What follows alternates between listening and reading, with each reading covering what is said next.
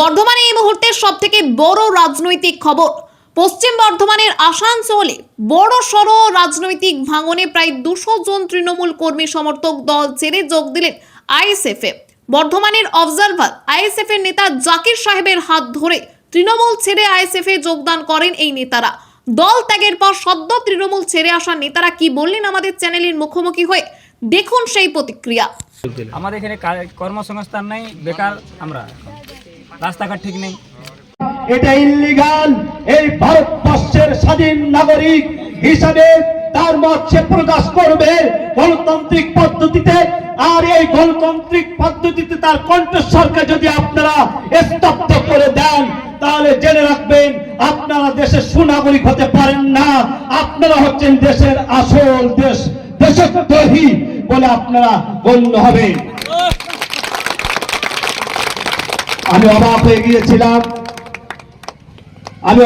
গিয়েছিলাম যখন যেগুলো প্রশ্ন আমরা করেছি, বিশ্বাস করুন উত্তর দিতে পারে নাই, তারা উত্তর দেয়নি।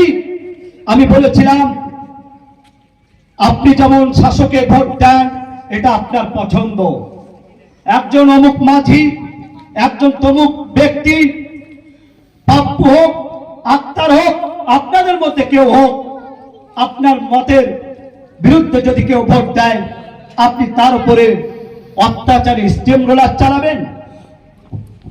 এই স্টিম রোলার যদি কেউ চালাতে আসে আপনাদের উপরে, আপনার ঐক্যবদ্ধভাবে প্রতিরোধ গড়ে তুলতে পারবেন তো? আপনাদের মতের বিরুদ্ধে যদি তারা তাদের স্টিম রোলার অত্যাচার কোন রকম ভাবে যদি করে, আপনাদের পাশে দল আছে, লয়ার আছে, লিগ্যাল সেল আছে। এই অবস্থা। আপনি কোন পার্টি করতেন? টিএমসি। টিএমসিতে আইসে পেলেন কেন? এই তো উন্নয়নের কোনো ঠিক নেই, তো রাস্তাঘাট ঠিক নাই, তোমার বেকার সমস্যা। এখন গ্রামে কোন ছেলের কাজ নেই, সব বেকার, বাইরের লোক গ্রামে কাজ করতেছে। বাইরে থেকে এখানে ফ্যাক্টরি যত আছে, বাইরের লোক এখানে কাজ করে।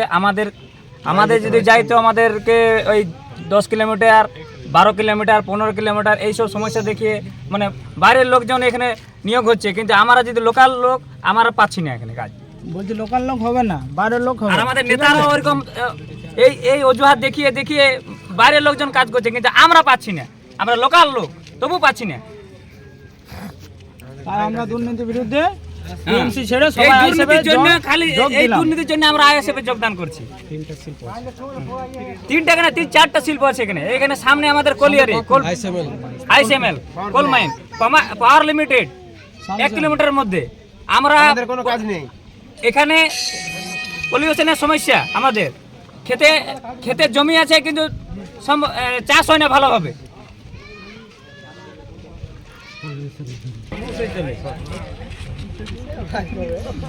এখানে যে আইএসএফের যে যোগদান হয়েছে এটা হচ্ছে পশ্চিম বর্ধমান, আর পশ্চিম বর্ধমানের জামুরিয়া বিধানসভা। কবি কাজী নজরুল ইসলাম চুরুলিয়া যে গ্রাম আছে সেই গ্রামের পাশের গ্রামটার নাম। তো আজকে যে আইএসএফের যোগদান পর্ব ছিল, তো তার সূচনা আমরা অলরেডি করে ফেলেছি। এখানে অসংখ্য মানুষ আছে, তো সেই সাথে তারা আইএসএফ এসেছে। ইন্ডিয়ান সেকুলার ফ্রন্টের চেয়ারম্যান পীরজাদা মোহাম্মদ নওশাদ সিদ্দিকী সাহেবের তার আদর্শিত হয়ে এবং পার্টির যে কার্যক্রম সেটা তারা অনুপ্রাণিত হয়েছেন, এবং দলিত, আদিবাসী, সংখ্যালঘু পশ্চিমবঙ্গবাসীর যারা পিছিয়ে বর্গের সকলকে কলকারখানা ইত্যাদি বিষয়গুলো নিয়ে, শিক্ষা থেকে নিয়ে, সব কিছু থেকে নিয়ে তিনি কথা ধরেন, এবং স্কুল অনেকটা বন্ধ হয়ে গেছে সেগুলো নিয়ে কথা বলেন। সেই জন্য দেখছেন যে পীরজাদা মোহাম্মদ নওশাদ সিদ্দিকী সাহেব তার হাতকে মজবুত করা প্রয়োজন রয়েছে, কারণ একটা গণতন্ত্রের রাষ্ট্র, তার প্রত্যেকের মতপথ সে প্রকাশ করতে পারে। তো আজকে সেই যোগদান মেলায় তো আমরা ইতিমধ্যে আপনি দেখতে পাচ্ছেন অনেক মানুষ তাদের কথা ব্যক্ত করেছেন। তো থ্যাংক ইউ। আর বিশেষ করে 2026 সালে 21শে জানুয়ারি আমাদের ইন্ডিয়ান সেকুলার ফ্রন্টের প্রতিষ্ঠা দিবস, ওই দিন কলকাতা শহীদ মিনার ময়দানে ঠিক বেলা 11টার সময় আমরা এখান থেকে পৌঁছে যাব, এবং আমরা প্রত্যেকেই যাবো তো প্রত্যেকে আমরা যাবো। তো 21শে জানুয়ারি তার একটা প্রস্তুতিও চলছে এবং গোটা পশ্চিম বর্ধমান থেকে জামুরিয়া, কুলটি, বারাবণী, আরও যে সমস্ত বিধানসভা পাণ্ডবেশ্বরও আছে, আর যোগদান প্রায় আজকে 100-র ওপরে হবে না, 100+ তার বেশি আছে। মানুষ আজকে ইন্ডিয়ান সেকুলার ফ্রন্টের পতাকা তলে এসেছে।